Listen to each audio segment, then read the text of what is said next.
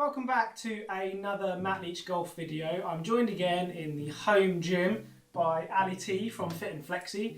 As you can see today she's got her Titleist cap on, which is a big winner for me. I'm sure it is for you too. Today we're going to be doing another Golf Fit in 5 video for you. This one is working all on power for your golf swing, and power in particular coming from your legs. So a lot of ground reaction forces. Ali, what's the first move? So we have 5 exercises. All of them are 40 seconds of sweat, then you have 20 seconds rest in between each one. And today we are using a step to work that lower body. Exercise number 1 is a tapping march. So keep the core nice and tight, keep the shoulders lifted, and you're just tapping the top of your step and working those arms to get the heart rate up and get a little cardio burn. If you're feeling really sprightly, then you can go for a crazy tap, okay? And work out. Good. So abs tight, shoulders nice and tall, and work those arms. Good.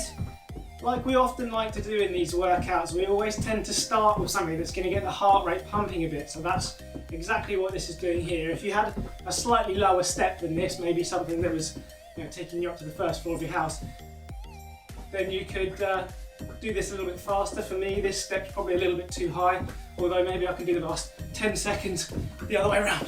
Whew, nice. Really get the heart rate up. Yeah. Anything can work for this. Maybe like a little step, maybe the sofa. Oh, that does get you out of breath though. Yeah, it's a good little cardio burner. And like you said, you can use anything you can find in your house. You can even just do it on the sofa whilst watching TV. So, exercise number 2, we're doing step ups. Place one foot onto your step, abs nice and tight. Again, shoulders are facing forwards.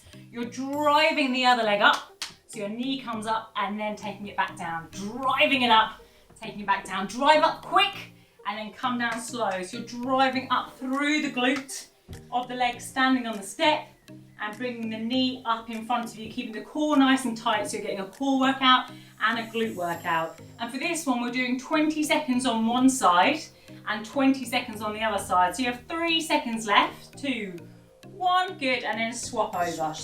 Nice. So what you'll probably feel on this one, because we're doing it 2 different sides, is you might well find that one side's a lot easier than the other. And obviously with golf, we tend to, only swing in one direction, unless you've gone behind a tree. So this will really help to balance your golf swing out as well, which is always really important. That's 30. Oh, even that's a balloon. Perfect. Then we're going to take it into exercise number 3, drop downs. Very similar, but this time it's a lot slower and more controlled. Abs nice and tight, shoulders lifted. Have one foot on the step, the other foot is just dangling behind you. You're slowly coming down, sinking into the glute, and then driving up. Slowly coming down and sinking into the glute, driving up. So we're really isolating the glute that you've got on the step. It's nice and slow and controlled, more of a strength movement than a cardio movement. Keep the abs nice and tight for balance. That's going to really work the core. And if you can feel it, really sink the hips back. So you're not working the quad, you're working the glute. Good. And again, we're going to swap sides halfway through. Fantastic. So take it over to the other side. Good. So another really good one for helping to balance you out. Again, you'll probably find that one side's a lot better than the other.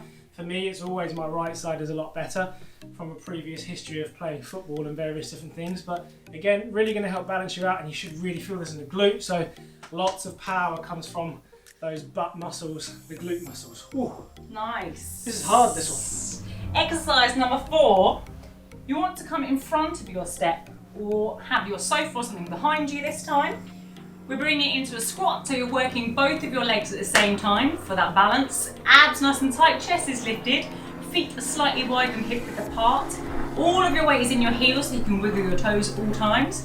You sit back into the chair or the step or onto your stairs and then squeeze up and squeeze the glutes. And it's brilliant for teaching you to go nice and low in your squat, because even if you just sit down on your step, you're not going to go anywhere. So. Sure. That's it, heels up to the step, abs nice and tight, shoulders lifted, drive the hips back and then squeeze it up. Perfect, really good form. Again, this is going to be one of those ones where it's really working on that power from the ground upwards, because we're really having to push off the bottom of that sofa. occasionally having a little pause down here can be quite useful, because then you've got no momentum to push yourself back up, so that will really help that power as well. This is a good one. Whoa. Love it. Brilliant. Okay, exercise number 5. We're taking it into a split squat. So you have one leg in front of the other. Standing on the front leg, back leg is on your step. You can either have your toe resting on the step or the top of your foot resting on the step. Doesn't matter which one, whichever feels best to you. Keep your abs tight, shoulders are facing forward a tiny bit, and you're lunging down into your front leg, bringing your back knee towards the step, and then driving up. And again, it's a nice, slow sculpting move. Take it down slow and drive it up. And you should really feel it isolated in that one glute. Good. So your back knee is coming towards the step. Excellent. And you're just pushing the hips back slightly as you're coming down, and then driving up. Good. Another balancing out move here.